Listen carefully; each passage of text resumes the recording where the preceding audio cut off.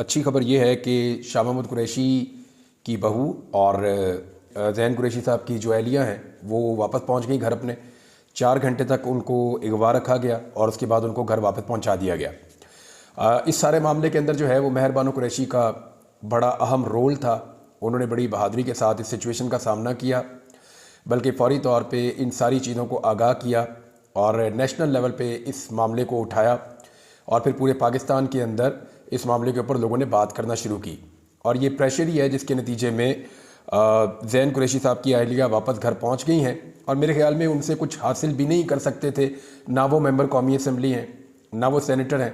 हाँ, बहुत मुमकिन है कि उनकी अहलिया को ये कहा हो कि अपने शौहर को फ़लाँ फ़लाँ चीज़ों से रोको या इन चीज़ों से बाज कर दो, या हो सकता है कि ज़ैन कुरैशी साहब को दबाव में लेने के लिए या उनसे कुछ मनवाने के लिए भी कोशिश की गई हो। लेकिन इस ख़ानदान ने बड़ा जुल्म बर्दाश्त किया है, बड़ी ज़्यादती बर्दाश्त की है और इसके बावजूद ये ख़ानदान फस्तायत के ख़िलाफ़ इमरान खान के साथ खड़ा हुआ है। एक खबर बाहर आई है और वो पार्टी ज़राए से और फैमिली ज़राए से है। वो ये कह रहे हैं कि जिन लोगों ने इनको अगवा किया था उनमें से एक शख्स ने आकर उन्हें कहा कि आइनी तरमीम जो है वो ज़रूरी है और ये मुल्की पाकिस्तान की माशी तरक्की के लिए ज़रूरी है ये आइनी तरमीम। हालांकि इस पूरी आइनी तरमीम में मईशत के हवाले से कुछ नहीं है। यानी आइनी तरमीम का मुसवदा जो अब तक चीज़ें सामने आई हैं उनको आप पढ़ें तो आपको आइडिया हो जाता है कि एक तो काजी फायद ईसा साहब को एक्सटेंशन देनी है, नंबर 2 आपको आइडिया हो जाता है कि निज़ाम के ऊपर एक कंट्रोल चाहिए, मिलिट्री कोर्ट्स के ज़रिए से इमरान खान साहब को काबू करना है, और आपको आइडिया हो जाता है कि इंसानी हकूक़ जो है उनको तहोबाला कर देना है, और एक जो चीज़ आपको आइडिया होता है कि जो अदालतें हैं उनके ऊपर मुकम्मल कंट्रोल चाहिए कि जजों को उठा के एक अदालत से दूसरी अदालत में शिफ्ट किया जा सके। इसी तरह डिफरेंट चीज़ें हैं जो वो आपको मिलती हैं इसमें। अब बातचीत तो चल रही है आइनी तरमीम के हवाले से। इरफान सिद्दीकी साहब जो हुकूमती सेनेटर हैं उन्होंने एक दावा किया है। देखिए, आज कमेटी बैठी थी दोबारा से पार्लिमानी कमेटी और इसी तरमीम के हवाले से बैठी थी। वहाँ पे मुसवदे रखे गए, उनके ऊपर बातचीत की गई। एक तो अच्छी बात यह है कि फजलुर रहमान साहब चंद चीज़ों पर नवाज शरीफ को और बिलावल को पीछे हटाने में कामयाब हो गए हैं। यानी यहाँ से बिलावल की ड्यूटी लगाई हुई है क्योंकि आसिफ अली जरदारी सदर पाकिस्तान है तो वो बराह रास्त तो उस तरह मुदाखलत नहीं कर रहे, अपने बेटे के ज़रिए से वो मामलात को चला रहे हैं। दूसरी जानिब नवाज शरीफ साहब पहले इधर उधर से कर रहे थे, अब ज़ाती तौर पे खुद इन्वॉल्व होके इस आइनी तरमीम के लिए मैदान में आ चुके हैं। मियाँ नवाज शरीफ साहब को और बिलावल को मौलाना साहब आइनी अदालत से पीछे हटा चुके हैं। नंबर 1 उन्होंने आइनी अदालत से पीछे हटा दिया, नंबर 2 वो आइनी बेंच वाले मामले की तरफ लेकर आ गए। और आइनी बेंच वाला मामला जो है वो पाकिस्तान तहरीक इंसाफ ने फजलुर रहमान साहब को बताया था कि ये तरीक़ाकार ठीक है, इस तरीक़ाकार पे आप आ जाएं। अब बाकी कौन सी चीज़ें हैं जिन पे हुकूमत चाह रही है कि ये चीज़ें हो जाएं? एक तो वो बार बार कहते हैं मिलिट्री कोर्ट्स का, तो फजलुर रहमान साहब उसमें साफ इनकार कर चुके हैं। जो आइन का आर्टिकल 8 है उसके ऊपर भी मौलाना फजलुर रहमान साहब जो है वो साफ इनकार कर चुके हैं, जी इसमें मैं आपकी मदद नहीं कर सकता। जजेस की अदालतों में एक अदालत से दूसरे अदालत में ट्रांसफ़र कर देना, उनको भिजवा देना, ताकि इस्लामाबाद हाई कोर्ट के अंदर जो 6 जजेस हैं जिन्होंने खतूत लिखे हैं उनको पूरे पाकिस्तान में फैला दिया जाए और इस्लामाबाद में अपनी मर्ज़ी के जजेस लाए जाएं। अब ये सारी चीज़ें करने का मईशत से क्या ताल्लुक़ है? काजी फायद ईसा साहब का मईशत से क्या ताल्लुक़ है? और ये जजेस जो हैं इनका मईशत से क्या ताल्लुक़ है? ये अगर मिलिट्री कोर्ट्स बनती हैं, इमरान खान साहब को अगर सज़ा होती है, फ़र्ज़ करें उन्हें 10-20 साल अंदर रखा जाता है, तो इससे मईशत का क्या ताल्लुक़ है? मईशत तो पाकिस्तान की ख़राब हुई है जिस दिन से इमरान खान साहब को जेल में डाला गया, बल्कि जिस दिन से उन्हें इक़्तिदार से निकाला गया उस दिन से लेकर अब तक का आप सारा डाटा उठा लें। हुकूमत हर थोड़ी देर के बाद झूठ बोलती है कि हमने मईशत संभाल ली, हमने डिफ़ॉल्ट से मुल्क को बचा लिया, हमने इतना कर्जा मज़ीद दे लिया। पाकिस्तान की तारीख का सबसे महंगा कर्जा इस हुकूमत ने लिया है, पाकिस्तान की तारीख का सबसे ज़्यादा कर्जा इस हुकूमत ने लिया है। पाकिस्तान की तारीख की 50 साल का जो रिकॉर्ड सबसे कम इन्वेस्टमेंट हुई है वो इस हुकूमत के दौर में हुई है। महंगाई का जो 50 साल रिकॉर्ड है वो इसी हुकूमत के दौर में टूटा है। और आप आदाद शुमार देख लें, अशिया खुर्दोनोश की कीमतें देख लें, पेट्रोलियम मसनूआत की कीमतें देख लें, डॉलर की प्राइस देख लें, बाकी सारी चीज़ें ये जिस तरह बढ़ी हैं और जिस तरह बढ़ रही हैं, इससे आप अंदाज़ा कर सकते हैं कि पाकिस्तान में हुकूमत ने हालात को बेहतर किया है, मईशत को बेहतर किया है या बुरा किया है। ये जब तक पॉलिटिकल डिस्टेबिलिटी रहेगी पाकिस्तान में, जब तक पाकिस्तान में सियासी अदम इस्तेहकाम रहेगा, तब तक पाकिस्तान की मईशत ठीक नहीं होगी। और ये एक रियलिटी है, इसको सबको मानना पड़ेगा। अभी आइनी तरमीम के लिए क्या हो रहा है, उमर अयूब साहब ने ट्वीट करके कंफर्म किया कि मिकदार अली खान साहब पंजाब से MNA पाकिस्तान तहरीक इंसाफ के, गालिबन ये सरगोदा से हैं। ये एक महफूज मकाम से दूसरे महफूज मकाम की तरफ जा रहे थे और रास्ते में इन्हें लापता कर लिया गया, अगवा कर लिया गया। उमर यूब साहब की ट्वीट के बकौल एजेंसियों ने उन्हें उठा लिया है और ये आइनी तरमीम के तनाजुर में ये गिरफ्तारी हुई है। साहबजादा हामिद रज़ा साहब भी बता रहे हैं और कुछ हर एक का अपना अपना एक स्टेटमेंट है, लेकिन कुछ चीज़ें आज और सामने आई हैं इस हवाले से और ये बड़ी अजीब चीज़ें हैं, यानी इन्हें आप देखेंगे तो आपको आइडिया हो जाएगा। आइनी तरमीम के हवाले से एक ट्वीट जो है वो साहबजादा हामिद रज़ा साहब का है। उन्होंने कहा इस वक्त PDM की हुकूमत आइनी तरमीम की मंजूरी के लिए पागलपन की हद तक पहुँच चुकी है। इस्लामाबाद और पंजाब पुलिस को बेदरेग इस्तेमाल किया जा रहा है। फ़याज़ झाजड़, असलम गुम्मन, रियाज फतियाना समेत 10 से 15 MNA ऐसे हैं इस वक्त पंजाब पुलिस का वो हदफ बने हुए हैं। पंजाब पुलिस बच्चों और औरतों पर भी चढ़ दौड़ी है। ये जनाब स्टेटमेंट है साहबजादा हामिद रज़ा साहब का।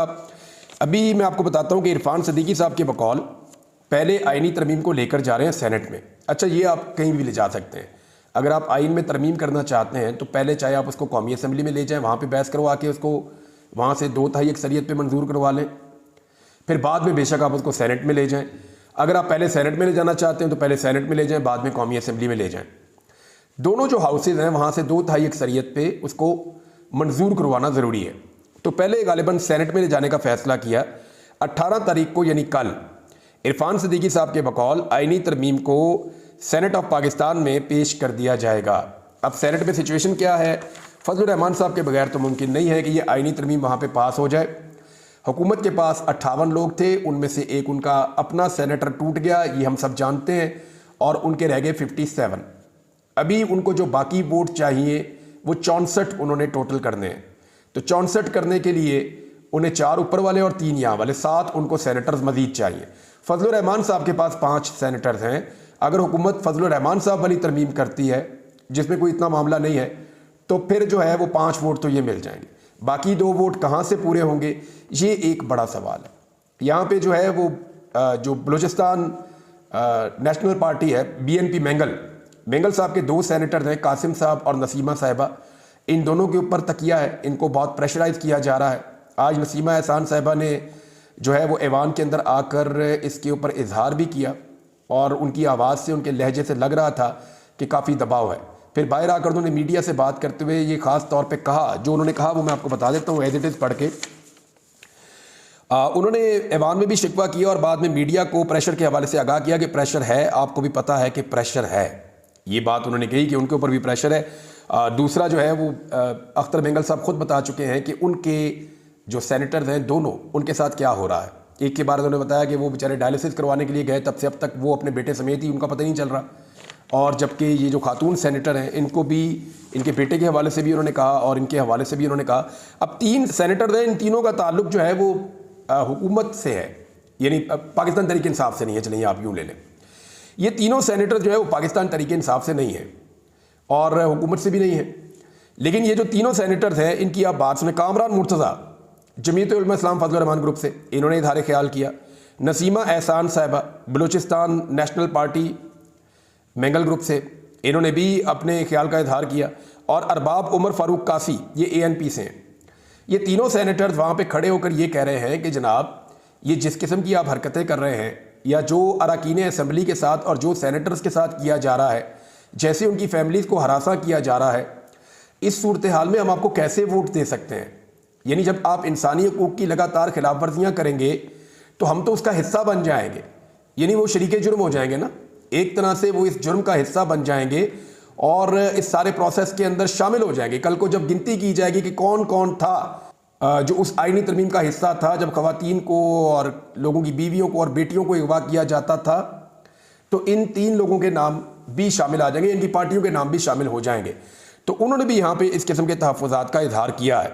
18 तारीख को यानी कल आइनी तरमीम के लिए सेनेट में पेश करने का ऐलान किया इरफान सिद्दीकी साहब ने, जबकि पाकिस्तान तहरीक इंसाफ ने सेम टाइम में एहतजाज का ऐलान भी कर दिया है। एहतजाज का ऐलान जो है वो शेख वकास अकरम साहब ने किया था और उन्होंने बताया कि किस तरीके से हमने एहतजाज करना है और पूरे पाकिस्तान के अंदर एहतजाज का ऐलान किया गया है।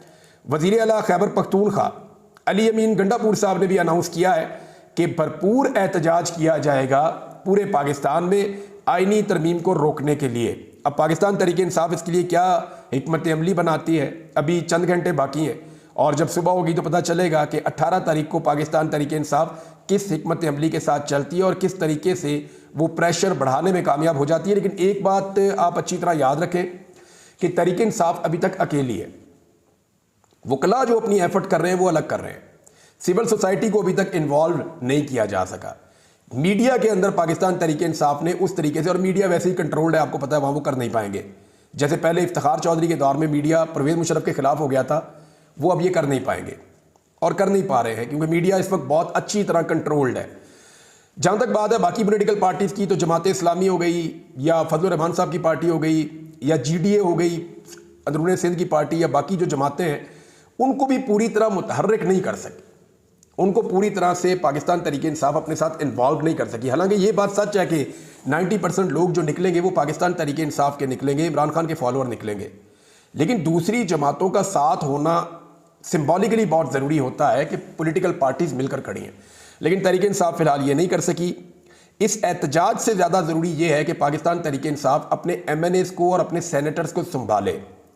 इस वक्त पाकिस्तान तहरीक इंसाफ के 2 सेनेटर्स का बार बार नाम आ रहा है कि वो कंप्रोमाइज़ कर लिए गए हैं या दबाव में ले लिए गए हैं। एक सेनेटर जरका का बार बार लोग नाम ले रहे हैं दोबारा, और एक जनाब फैसल साहब हैं जो खैबर पख्तूनख्वा से हैं, मुझे पूरा नाम उनका ज़हन में नहीं आ रहा, लेकिन वो भी एक कंप्रोमाइज़ हुए हैं। 2 लोगों के बारे में है कि ये दोनों गए बैरून मुल्क थे और दोनों बाहर से वापस आए, और ये दोनों कहा जा रहा है कि कंप्रोमाइज़ हो गए हैं। अब पाकिस्तान तहरीक इंसाफ के जो बाकी सेनेटर्स हैं उन्हें हर हाल में सेनेट ऑफ पाकिस्तान के इजलास में शिरकत करनी चाहिए। ना सिर्फ शिरकत करनी चाहिए बल्कि वहाँ पे खड़े होकर अगर कोई उनका सेनेट का मेंबर दूसरी तरफ खड़ा हुआ है या दूसरी तरफ दिखाई दे रहा है तो उसको आवाज़ देकर अपने पास बुलाएं और उसको सपोर्ट दें, और वहाँ पे खड़े होकर अपने ऐवान में बात करें कि जनाब ये सेनेटर इसलिए उधर खड़ा हुआ है कि इसका बच्चा अगवा है, ये वाला सेनेटर इसलिए उधर खड़ा हुआ है कि इसका फला मसला है। और अगर कोई पैसों के लिए गया है तो फिर उसको वहाँ पे कम से कम उसको शेम तो दिलाएं ना, उसको शर्म तो दिलाएं कि भाई ये तुम क्या कर रहे हो। सिर्फ पैसे की खातिर या लालच की खातिर या इक्तदार में रहने की खातिर तुम इमरान खान से गद्दारी कर रहे हो जिसने तुम्हें सेनेटर बनाया। तो ये बड़े सवालात हैं जो पाकिस्तान तहरीक इंसाफ की स्ट्रेटजी के हवाले से हैं कि वो ऐवान के अंदर जाते हैं अपनी फोर्स के साथ या नहीं जाते। कादी फायद ईसा साहब ने 17 तारीख के लिए जो केस लगाया हुआ था वो भी आज आपने खबरों में देख लिया होगा कि वो फिर पाकिस्तान तहरीक इंसाफ के वकला ने वापस ले लिया। वो नहीं चाहते कि कादी फायद ईसा साहब जो है वो केस को सुने। कादी साहब ने एक अपॉर्चुनिटी के तौर पे इस केस को फौरी तौर पे बेंच लगा के अपने पास लगा लिया था, लेकिन तहरीक इंसाफ ने वो केस वापस ले लिया। इस बुनियाद के ऊपर कादी फायद ईसा साहब उसको अब नहीं सुन पाएंगे। साहबजादा हामिद रजा साहब ने एक दावा किया है और एक दावा किया है बैरिस्टर गौहर साहब ने।